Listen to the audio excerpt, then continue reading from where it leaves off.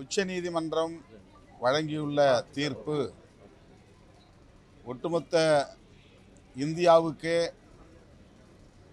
ஒளி கொடுக்கும் ஒரு மகத்தான தீர்ப்பாக அமைந்திருக்கிறது. இந்தியா முழுவதும் இன்றைக்கு அது பேசுபடு பொருளாக மாறியிருக்கிறது. ஆளுநர் RN ரவி அவர்கள் பல்கலைக்கழக மசோதாக்கள் 10 மசோதாக்கள் அவரே ஆணையிட்டு அதை அங்கீகரிக்க வேண்டிய பொறுப்பில் உள்ளவர். அந்த மசோதாக்களை குடியரசுத் தலைவரின் ஒப்புதலுக்காக அனுப்பி வைத்து கிடப்பிலே போட்டு வைத்தார்.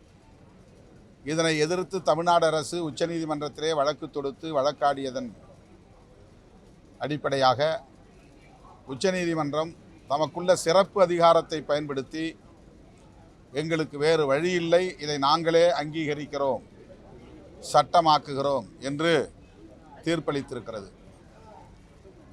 இது ஆளுநர் RN ரவி அவர்களுக்கு உச்சநீதிமன்றம் பாடம் புகட்டியிருக்கிறது. RSS பின்புலத்தில் வளர்ந்த RN ரவி அவர்கள் இதுபோல முட்டுக்கட்டை போடுவதன் மூலம் திமுக அரசை நெருக்கடிக்குள்ளாக்க முடியும், செயலிழக்க செய்ய முடியும் என்று நம்பினார். தமிழ்நாடு அவருக்கு தோதான மண் இல்லை என்பதை தொடர்ந்து சட்டமன்றத்திலும் நீதிமன்றத்திலும் நிரூபித்து வருகிறோம். இங்கே நாகாலாந்தில் செய்ததைப் போல தமிழ்நாட்டில் செய்ய முடியாது என்பதை இப்போது அவர் உணர்ந்திருப்பார். திராவிட பாசறையில் வளர்ந்த ஜனநாயக சக்திகள் இங்கே ஒருங்கிணைந்து செயல்படுவது அவருக்கு மிகப்பெரிய பாடத்தை புகட்டியிருக்கிறது. இது முதல்வர் அவர்களுக்கு கிடைத்திருக்கிற ஒரு மகத்தான வெற்றி, தமிழ்நாட்டு மக்களுக்கு கிடைத்திருக்கிற மகத்தான வெற்றி. RN ரவி போன்ற ஆளுநர்கள் பிற மாநிலங்களில், பாஜக அல்லாத கட்சிகள் ஆளுகிற மாநிலங்களில் இனி நெருக்கடி கொடுக்க முடியாது, மாநில அரசுகளை முடக்க முடியாது என்பதை செவிலில் அறைந்து பாடம் புகட்டக்கூடிய வகையிலே உச்சநீதிமன்றம் இந்த தீர்ப்பை வழங்கியிருக்கிறது. எனவேதான் இன்றைக்கு மாண்புமிகு முதல்வர் அவர்களை சந்தித்து விடுதலை சிறுத்தைகள் கட்சியின் சார்பிலே அவரை பாராட்டி எங்கள் சார்பில் வாழ்த்தியிருக்கிறோம். அதற்காக இந்த சந்திப்பு நடந்திருக்கிறது. இன்றைக்கு மாலை நீட் தொடர்பாக சட்டமன்ற கட்சி தலைவர்கள் கூட்டம் முதல்வர் அவர்களின் தலைமையில் நடைபெற இருக்கிறது. எமது கட்சியின் சார்பில் சட்டமன்ற குழு தலைவர் சிந்தனை செல்வன் மற்றும் சட்டமன்ற உறுப்பினர் பாலாஜி ஆகியோர் இதில் பங்கேற்கிறார்கள். நீட் தொடர்பாக நடைபெறவுள்ள இந்த கூட்டத்தில் வரலாற்று முக்கியத்துவம் வாய்ந்த சில முடிவுகளை எடுக்க வேண்டும். மாண்புமிகு முதல்வர் அதற்கான முன்னெடுப்புகளை செய்வார் என்று பெரிதும் நம்புகிறோம். விடுதலை சிறுத்தைகள் கட்சியின் சார்பிலே சில முன்மொழிவுகளை முதல்வரின் பார்வைக்கு வைத்திருக்கிறோம். மாலை நடைபெறவுள்ள கூட்டத்திலும் அதை வலியுறுத்தி இருக்கிறோம்.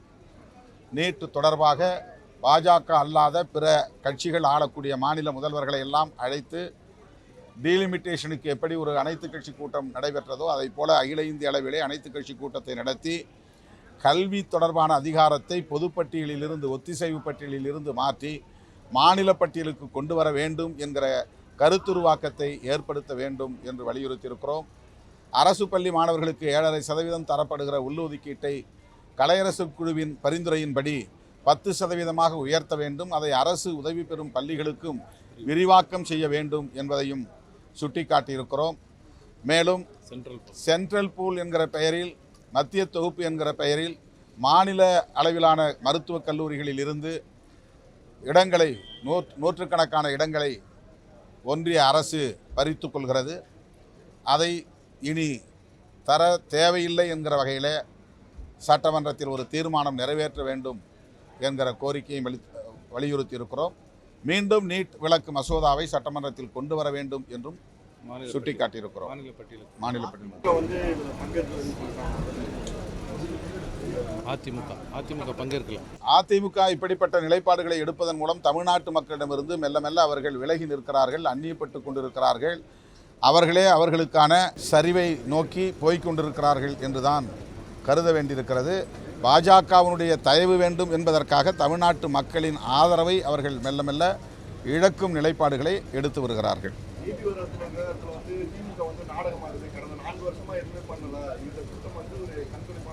நாட்டுக்கே தெரியும், மக்களுக்கே தெரியும், இந்த அரசு ஆட்சி பொறுப்பேற்றதிலிருந்து நீட் விலக்கு மசோதாவை எத்தனை முறை சட்டமன்றத்திலே நிறைவேற்றி ஆளுநரின் ஒப்புதலுக்காக அனுப்பி வைத்திருக்கிறது என்பதை தெரியும். ஒரு மாநில அரசு இதை தாண்டி என்ன செய்ய முடியும் என்பதை அவர்கள் விளக்க வேண்டும்.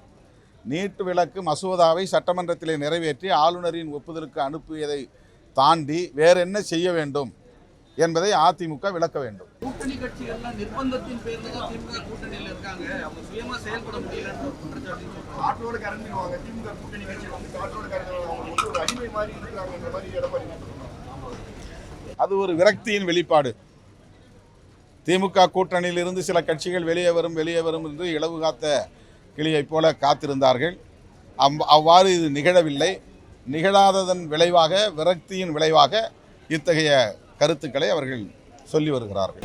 நீட் தேர்வுனால தான் ஏழை எளிய மக்கள் தான் வந்து மருத்துவம் படிக்கிறாங்க அப்படிங்கிற மாதிரி பிஜேபி சொல்லியிருக்காங்க.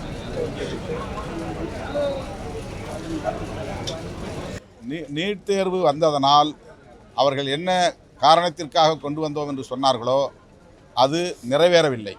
குறிப்பாக தனியார் மருத்துவக் கல்லூரிகளில் கூடுதலாக